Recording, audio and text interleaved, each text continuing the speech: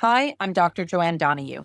In this short video, I'm going to show you how to use Zotero to organize your research papers, manage citations, integrate Zotero with Word and Google Docs.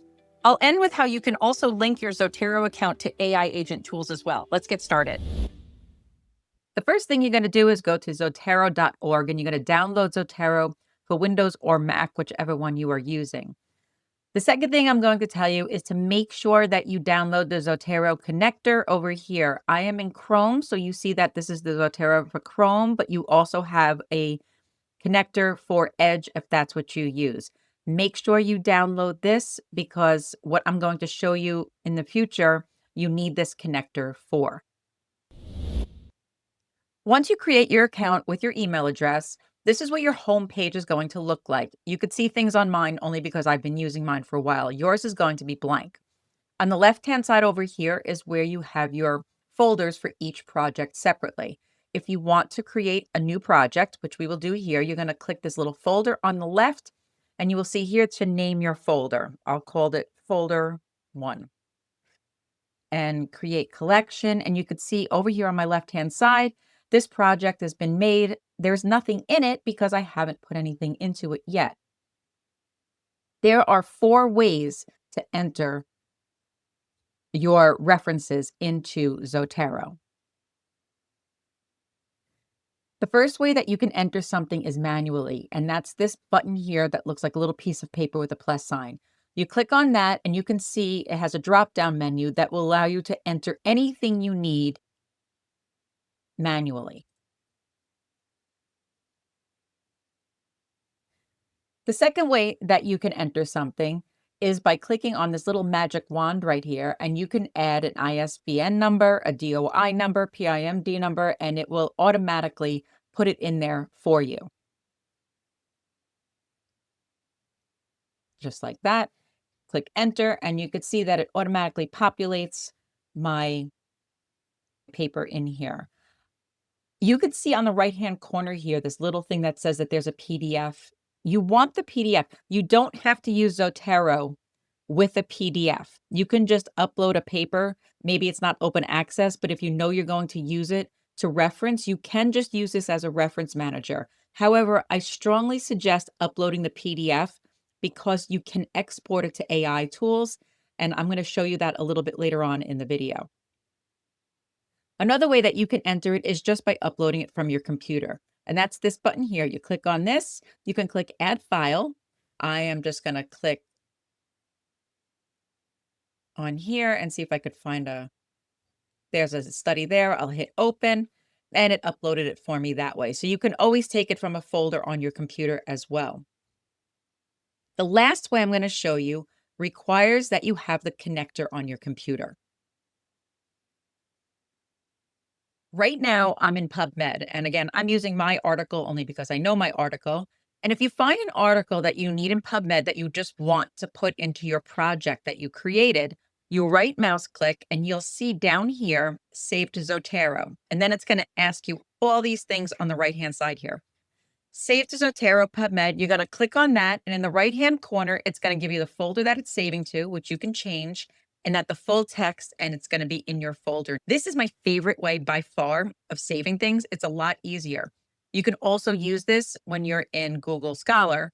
If you wanted to use Google Scholar and find an article, you can also use that as well. This is an article I found in Google Scholar. It is the same article. This is on not PubMed website. It's on the BMG website, which is where it was published, BMJ website. Again, you would right click on it, save to Zotero, and you can see. Now that we've uploaded, and I showed you the 4 ways that you can upload something into Zotero, if you want to look at a PDF in here, you simply just click on it, and it will actually take you to the page of where that PDF is, and you can highlight it and make notes on it as well if you wanted to use that feature. Once you open a Word document to start writing or a Google Doc, it works exactly the same. Your top toolbar will look like this. Once you've downloaded Zotero onto your computer, it will automatically show up in the top toolbar. So you can see here, it's right in the top. I click on that. Put the cursor wherever you want to add a citation in your document. You're going to click Add Citation. Now, if you know the first few letters of the author of the paper you want to cite, you could just start typing it, and it will start to give you options with that person. And you could just click on that and it will reference it. If you don't know the person's name, and quite honestly, most of us don't, you click on this little arrow, click classic view, and it's going to take you to your library. And you can look at the references that you want to cite, and then you could just click on whichever one you want and click OK, and it will put it in there for you. I want you to note that right now I'm in APA format reference. First, I will tell you to cite your whole paper manually. Just type in little notes until you have the final project. Then go back in and cite as you go with this manager. If you want to change the format, which most of us get rejected from multiple journals, so we might have to reformat it, you simply just go into document preferences. This has thousands of different varieties. These are the ones I've downloaded. You could find any format you want on here. Let's say I need to switch it to the American Medical Association. I just click on that, click OK, and it automatically changes it to that. If you want to add your bibliography at the end, you just click Add Bibliography, and you could see that it already references that. Anytime you change references, you just click the refresh button and it will automatically update for you. Save a copy like this, but when you go to send it off to a journal and submit it somewhere, click Unlink Citations, but only click that in your final version because that's it. Zotero will not connect with the paper after you do that. But a lot of journals recommend that you do this before you upload them. I'm currently in SciSpace, an AI agent that I use for research, and I do recommend it because it's excellent. It's an AI agent. This is what your homepage looks like. Once you do your own literature search in here, you can create a library and a folder, which would be over here on the left. You're going to see that I have already have put some folders together in here. But one of my favorite features is if you've downloaded any PDFs to Zotero, which is why I said it was important to have the PDFs in Zotero, you can sync it and import it. So mine is synced, and I could just click on any folder from Zotero, click import, and it will actually show up over here. And any PDF that you upload from Zotero, you can talk to the same way as if you found it in SciSpace.